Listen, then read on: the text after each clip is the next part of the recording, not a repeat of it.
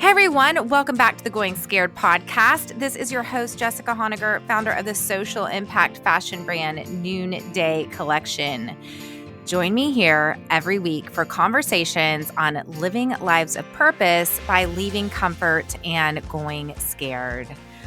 Okay, if you follow me on Instagram, then you saw me post at length about this book that I just read, Prayer in the Night by Tish Harrison Warren. I highlighted, almost the whole book. It, especially coming after a year of deep suffering, whether the pandemic ended up having a lot of silver linings for a lot of us. It also had a lot of suffering. And in addition to the pandemic, I just found that a lot of friends and a lot of us just went through extra suffering stuff that happened in the last 15 months. And this book just is so honest.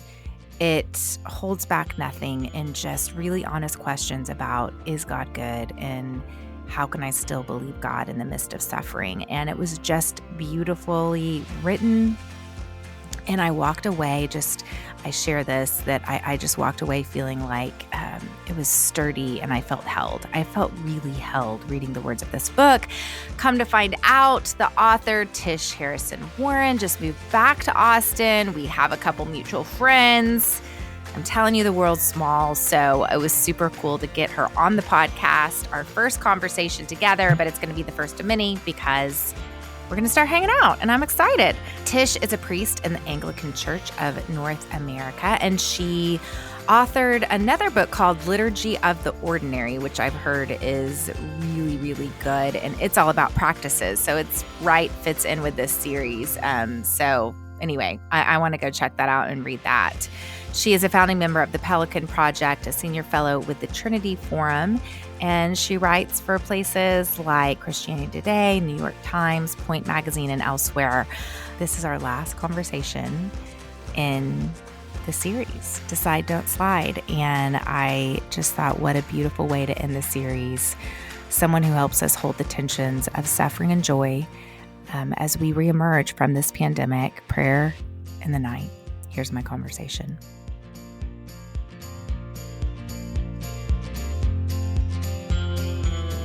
I do have an Anglican priest on the podcast with me. So what do I want to talk about? I do want to talk about prayer, which, how do you describe what the book is about? I mean, I had never even heard the term theodicy. Did I say that right? Theodicy? You did. Mm-hmm. Okay. Yeah. So theodicy, which is basically making sense of God and suffering. And to me, that was my biggest takeaway from your book.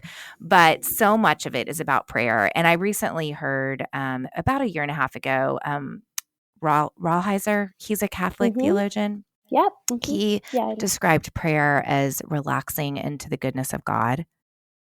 And that completely transformed my prayer life. And I've spent the last, during the pandemic, a lot of my prayer life has been silence and solitude. And it's very much in my bones now, deeply committed, imaginative prayer. All my listeners know, I have my sanctuary is my new Cadillac that my dad got me. Well, during the pandemic, he gave me his old Cadillac. So my Cadillac is my sanctuary, truly. And I go park under a tree after I drop the kids off, and I have silent solitude, relaxing into God's presence. And it's been transformative, and it feels very accessible to me now, this awareness of God with me. Nighttime. I just want to I don't do anything at night. I don't even brush my teeth at night, which is gross, but I've told everyone that already. I wrote that in my first book. I'm like, this is how bad it is. I just like that feeling of just being tired and just sort of going to bed. So that is what led me to get your book, because I was like, I do want a Compline routine. I want something that gets me to sleep at night. So first of all, what are some of your prayer practices? So I should say, I just want to start by saying I really write often out of where I'm struggling and out of my weakness. And I say this to say, if people read my first book, Liturgy of the Ordinary, which is really about rhythms and liturgies in our everyday life. And then this book, they could get the impression that if they came to my house, it would be this well-ordered monastic-like sanctuary with children that are like, "Oh, mother, can we start noonday prayer now?" And then I pray every night and have I don't, and then I brush my teeth every night, and then but it's not true. I don't. It's not like I've nailed the spiritual. We do not. If anyone, if I have friends that are listening, they would laugh because we don't have anything that looks like a monastic quiet in our home. We have 3 kids. We're messy. My husband is half Puerto Rican, half Irish. I'm Texan. We're just very loud and very emotional, demonstrative people. So we love each other a lot, but it's not. Here's what I'm saying. So I'm going to talk about my prayer life now, but I want people to know. You needed to qualify it. This is like when I say I do this practice, that may be on a good week, like 5 out of 7 days, right? Like Yeah. I don't do anything with beautiful consistency. I say that because I've realized as I've talked about this, there's a burden of if I say, this is something I do, they think, oh my gosh, I can't do that every day. And I want to be like, I know I have 3 kids. I don't brush my teeth every day. Like I don't do any of this every day. So these are just practices I have. So I'm taking any sense of burden off people. Because I think Jesus is more aware of our limitations than we are, and was merciful even to the disciples who fell asleep while he was physically with them on the night before he died. So he understands our weakness. But yeah, so in terms of practice, you just want me to describe different kind of my current kind of prayer practices? Is that what Sure. you're asking? I just thought we'd Okay. start there. Okay, so I try to have a time every day where I read some Psalms.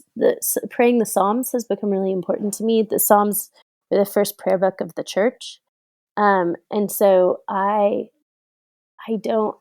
course I read the Psalms, but I think I don't conceive of it as reading the Psalms. I conceive of it as praying the Psalms. Sometimes I do it silently. Sometimes I do it out loud. I think that helps me to pray them. And solitude and silence has also become extremely important to me, as you said, and interestingly enough, through the pandemic, it became a lot more important to me. So since you mentioned that, I wonder if there's something about the pandemic itself that kind of drew folks more deeply into solitude and silent prayer. I think the face of such an overwhelming catastrophe and amount of suffering, there's just too many words and questions even. And so the practice of silence has been really important. I do pray Compline sometimes at night. It's funny because during this book, I prayed it. I mean, I had prayed it for about 5 years, fairly consistently, and then all through the book, and then after I wrote the book. But I spent so much time on it in the book that honestly, afterwards, I needed a little. It was like I needed a break. Just that it was so easy for it to become. To have to pray it and then think, oh, this this reminds me of something I need to put in chapter 7, right? Like that, because I was walking through it, but I really returned to it. But oftentimes, to your point, like for instance, this last week when I had a child who was sick and had a fever, was so exhausted at night. But also have that anxious parenting sense you have when you're worried about your kid and it's dark and you're lonely and tired. And so I would pray portions of Compline because I just was too tired to do the whole thing, but needed to hold on prayers in it. In other words, I needed specific prayers to kind of carry me. So, um, I mean, there are other, of course, practices in my life, like Sabbath keeping has always been an extremely important and grounding part of my life. But I would say right now, I'm reading, uh, I mean, the kind of, I guess the bread and butter, like the ones that I keep coming back to are the reading of the Psalms, um, silence and prayer, silence and extemporaneous prayer, and then journaling and Compline. At, most Anglican priests do morning prayer and evening prayer, and there's been seasons of my life when I do that really consistently. Um, this summer has not been one of those seasons at all Well, you just because moved, and I mean, yeah. and the rhythm is typically these days I'm woken up by my children, so Right. so that it just makes for. Here's an advice to all of us, but something I have found is that I take shorter times of silence and prayer more often Yeah. than longer times less often. So the other thing that's really sustained me is I do take days of prayer where I go to a retreat center, and I have a whole silent day. And I've done that at sometimes I've done it once a quarter. During the pandemic, I really consistently did it about once a month because it was my lifeline. I mean, I felt I was trapped in a home with 3 children and a husband. And so there was very little time, that was just mine. And so that was really a lifeline. And since we moved to Texas, I haven't done that, but I have my first day scheduled next week, so that's very exciting. Gosh, even just having that on the books helps you to just Oh my deflect god, some of that stress, you know? it's so true. It's so true. It feels like when my husband and I don't have this anymore, but when our kids were younger, we would sometimes have like a anniversary trip or something planned.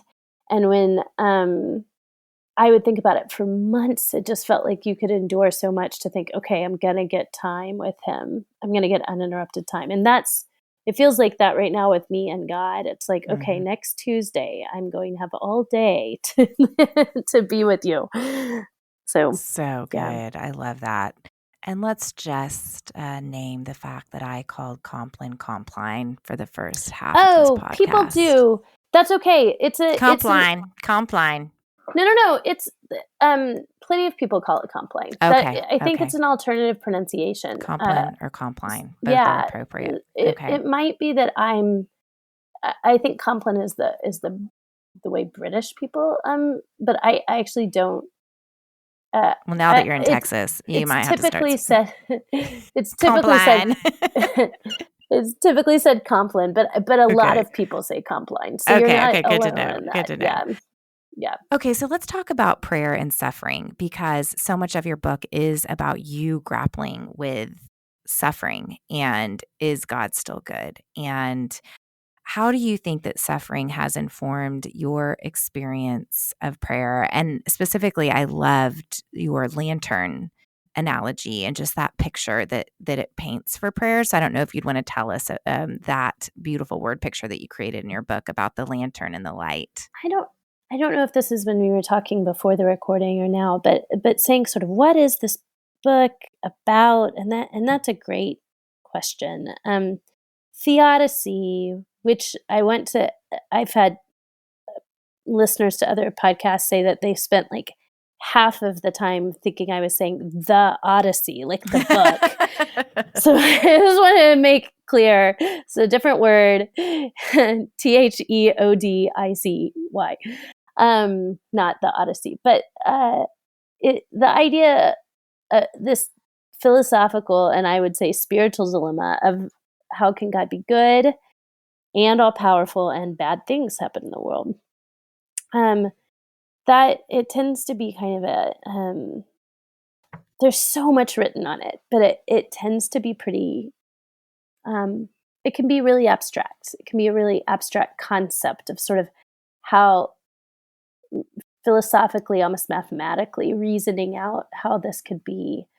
Um, and I approached this book wanting to write out of a season of my own life that was painful, wanting to write about what that was like. And for me, the question of theodicy in that time was very real. How can you be good in the midst of this? But it wasn't so much that I needed like this philosophically solved. I needed to know, how do I continue in the way of Jesus with all of these questions, with all of this uncertainty, with all of this ambiguity about following God and seeking light in the midst of darkness. What does it mean very pragmatically to walk with God? And I felt so this book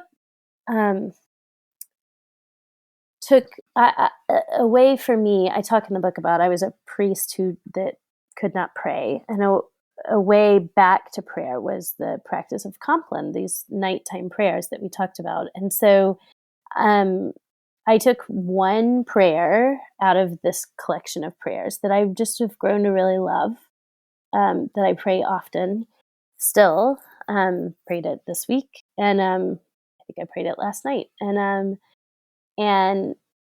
the book is a meditation on this prayer, but the point, at the end of this book, if you don't pray Compline, or I don't really care. Like, in other words, it's not an apologetic for Compline or how to pray it.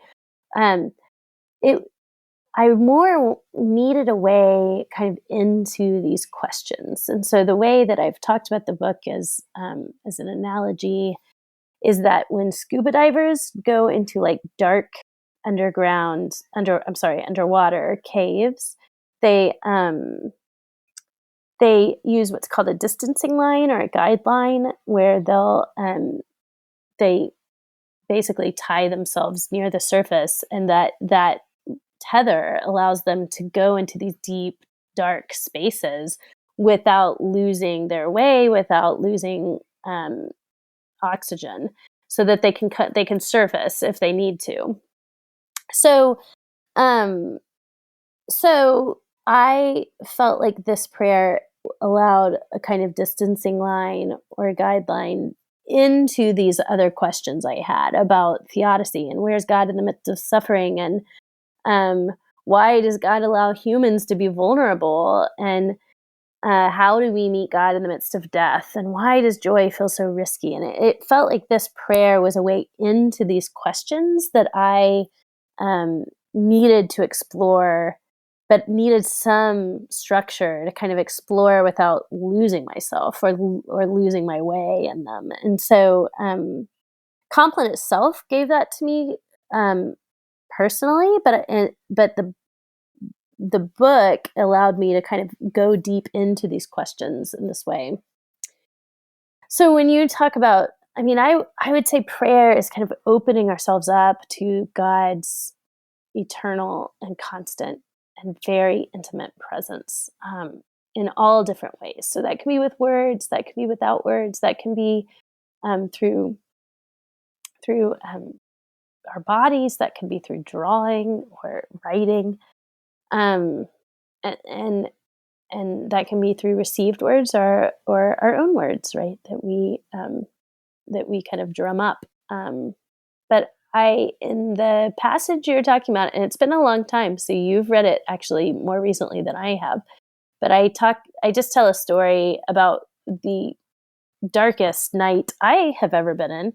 Like, the very literal darkest night was when I was in Uganda, and I was in a very small town, far away from any city. So there was really no electric lights, and everything was lit by firelight. But that night, because of fighting in the because of a guerrilla warfare attack. All the firelight had been put out, and we had to walk it was probably a quarter of a mile, not far. It felt like forever, and there was no moon. It was cloudy. I couldn't see the hand in front of my face, and all we had was this teeny little lantern that creaked when we walked. I remember that. So I remember the sound so vividly because I couldn't see anything. So your hearing just notches up, right? I was so anyway, it was this tiny little light, and there were four of us that were sort of gathered, like close, walking together. And I just talk about how so much of our life is lived like that. We don't see what's ahead of us. We have no idea if we're in danger or not. We feel deeply vulnerable, and we gather with our close people, with our friends, and hold to this tiny light that we can see around us, which often feels small compared to the great darkness around us. But it was all the light we needed. I mean, we got home, and we got home safely that night. So yeah. I love that you actually say, and because I know you don't have your book in front of you, but I have your book in front of me. But on page 56, you say the believer's constant posture is to lean slightly forward in anticipation. We wait for God to act, to set things right, to show up and work, whether that work is surprising and miraculous or a quiet change of tides. We wait for God to bring healing to the sick, peace in our conflict, encouragement in disappointment, clarity in our befuddlement, and sometimes He does. And sometimes the sick die, the conflict worsens, the disappointment deepens, the confusion thickens. And yet we continue to watch and wait, knowing that the moment we can see this small circle of lantern light is not the whole road, not the whole story. I just love how honestly you wrote.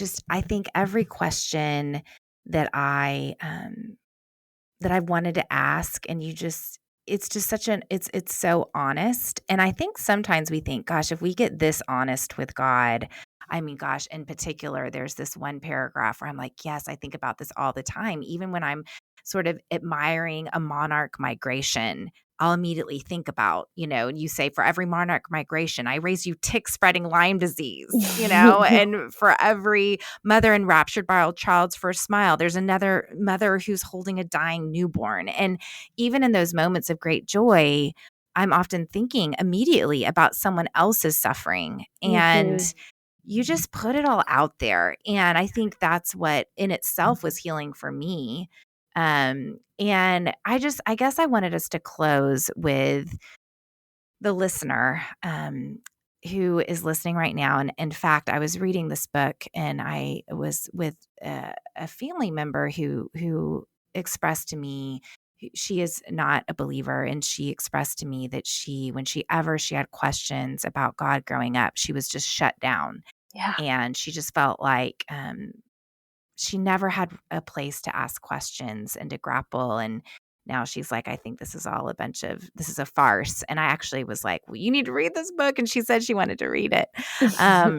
But what would you say to that listener who maybe they've given up on prayer, given up on God, or hasn't really been able to marry this idea that God is good and there is still suffering? These are big questions. Where do we begin with that so that we can have that tether, like you said? Let's say someone is swimming and the oxygen tank is on and they've let go of the tether. How do you lead them back to that scuba diving tether? Well, yeah, I think part of the task is that the church needs to be really honest about this. One of the reasons that I wanted to write this book, or that's not the right way of saying it. One of my goals in writing this book was to just pull no punches, to be completely honest with how dark things really are, and that Christianity doesn't solve it. It doesn't make things go well or go even better necessarily. And so, I mean, I think there's infinite hope offered in the gospel, But it's not that your dreams are going to come true and that you're not going to be deeply disappointed and that you're not going to have to suffer great grief and great loss. And I think that we, in very subtle ways, that the American church in general can start to all sort of sell a little bit of the lie of the prosperity gospel, that if you do your thing and if you're good, if you sort of follow Christianity faithfully, that things will go well for you, or that you'll have a flourishing family, and that your marriage will be good, and that you'll have, the number of children you want to have, and that you can have kind of the good life that you want. And then people get into their 20s or their 30s or their 40s, and they get really disappointed and really hurt, and they feel like they've been lied to because they did what they were supposed to do and it didn't work out for them. And it's because they were lied to. That's not true. That's not what Christianity has to offer. And so I think we set people up for unbelief if we tell them, do this and your life will work out, right? And so I think we first need to start by being really honest that the world is very dark, and that we are aware of that, and we're not going to make it any shinier than it actually is. And that every question that your friend or my friends, many friends, or I could ask about how can God be good in the midst of this, Christians have been asking for thousands of years. We're not the first people to face suffering. We're from generations and generations of people who have lost children, who have lived through plagues, who've lived through war, who have been disappointed, who have been hurt, who have broken relationships, who've had the good seem to suffer or die, and the wicked seem to prosper, right? This is something that people have wrestled with for thousands of years, and yet have met God in the midst of that and seen the presence of God to be real and to be faithful and to meet them where they are. And so I didn't want to offer a kind of an abstract answer to that question as much as to say, here's what the Christian story has to say about this. This is kind of how the story of creation, fall, redemption, restoration bears on these questions. And here are practices that have sustained people through these questions for a long, long time. Because I don't think that there's going to be an answer to evil that's satisfying. And I say that I don't think there's an answer that feels wildly emotionally satisfying in the Christian life, but I also don't think that I haven't found an answer outside of the Christian faith that's satisfying either. It's either just that the world is as it is, and it's always been this way, and it won't change, and the strong prey on the weak, and that's the way of nature.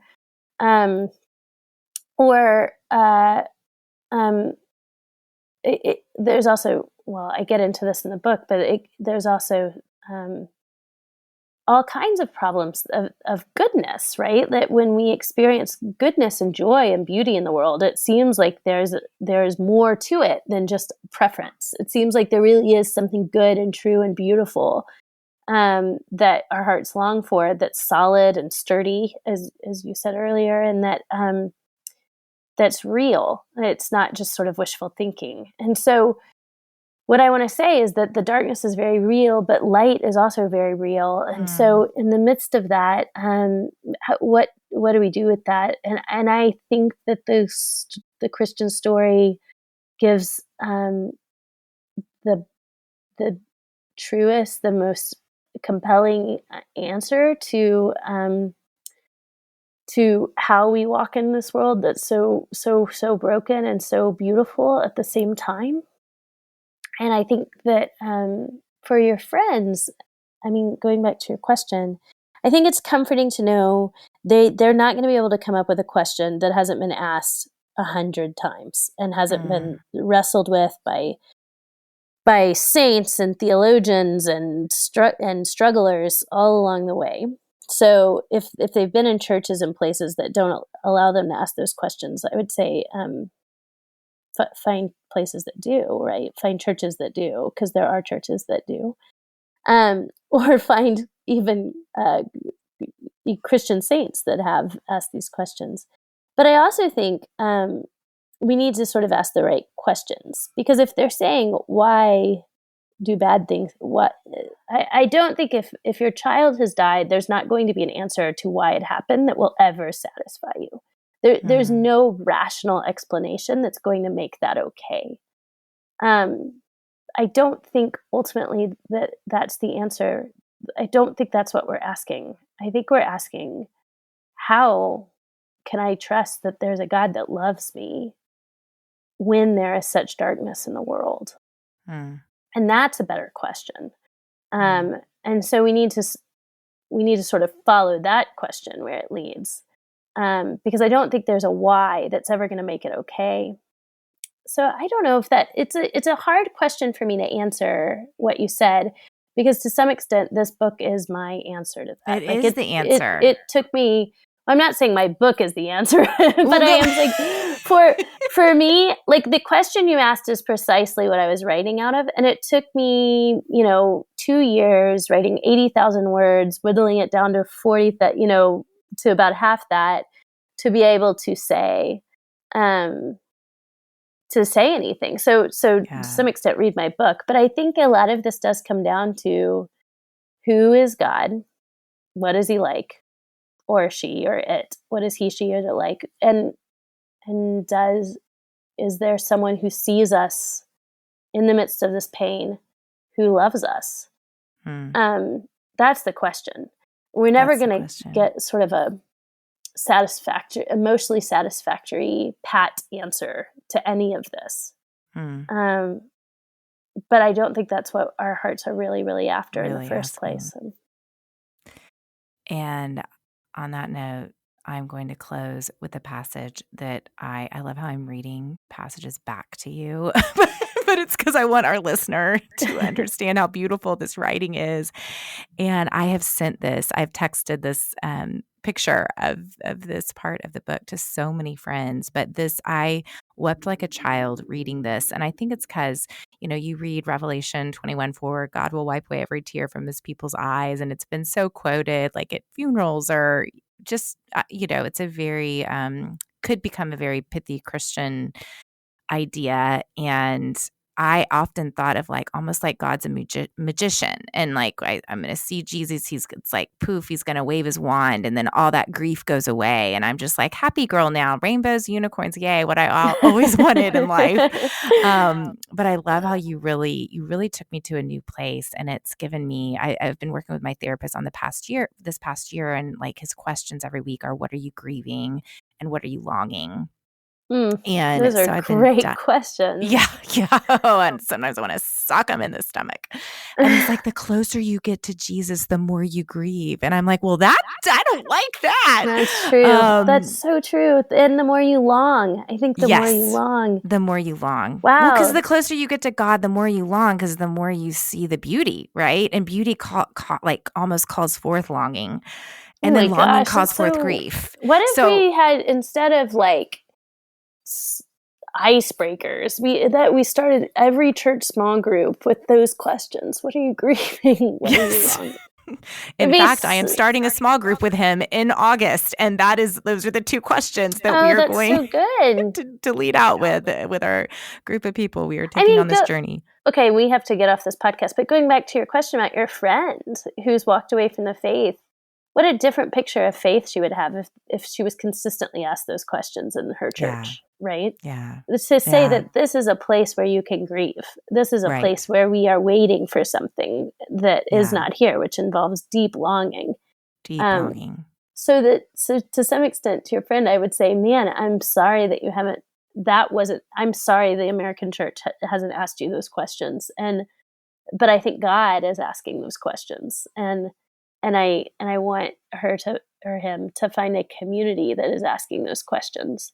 Um, Mm, and I want the church to be a place where that's the questions we ask. The scriptures are constantly asking those questions. You constantly. can't read the Psalms without it just being about what are you grieving and what are you longing for.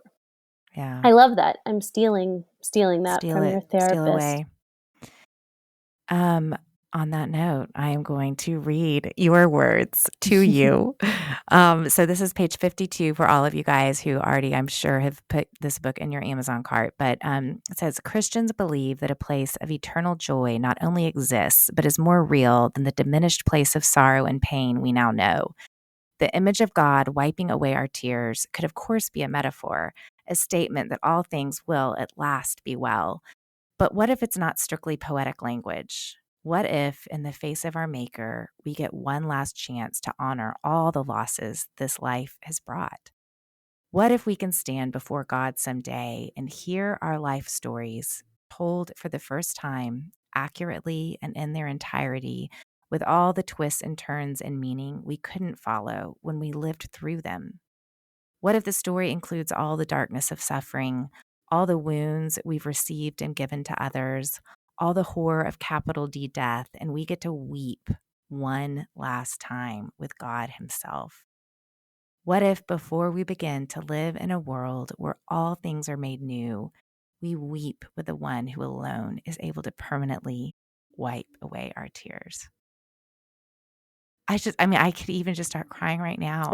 Just this image of like getting to just one final weep. So it's like the magician's wand is gone now in my imagination. There's no wand. It's like a final, just like deep cry with Yeah. God as He retells our story with everything that we couldn't see. I mean, that alone is just so deeply comforting and consoling to me. Yeah. Yeah, that's an example. That's a part of my writing that is, it makes me cry, right? And Mm, and because I think it's not, I often write more than I know, and I learn through what I'm writing, and anyway, that scene that you said is certainly the longing of my heart. I mean, that's a moment I think that we all long for. mm. And And we'll get. And we'll get. yeah, yeah. And I love the idea of God not being kind of a wizard that just zaps pain away. Yeah. Because then it in some sense, it means He doesn't see it, or He doesn't take it up into His hands and notice Yeah. it.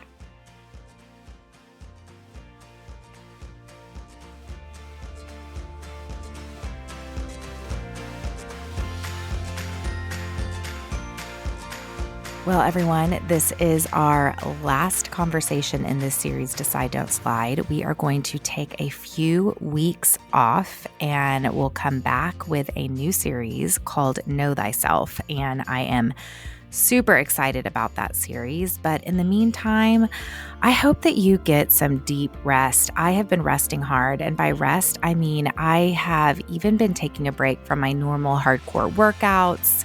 I've been eating Bluebell ice cream a couple times a week.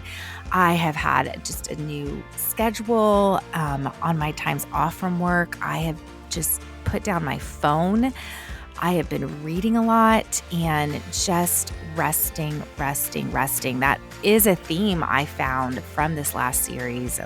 Many of the guests that we had on, we said, well, what's a practice that you are going to reemerge? And they said, rest.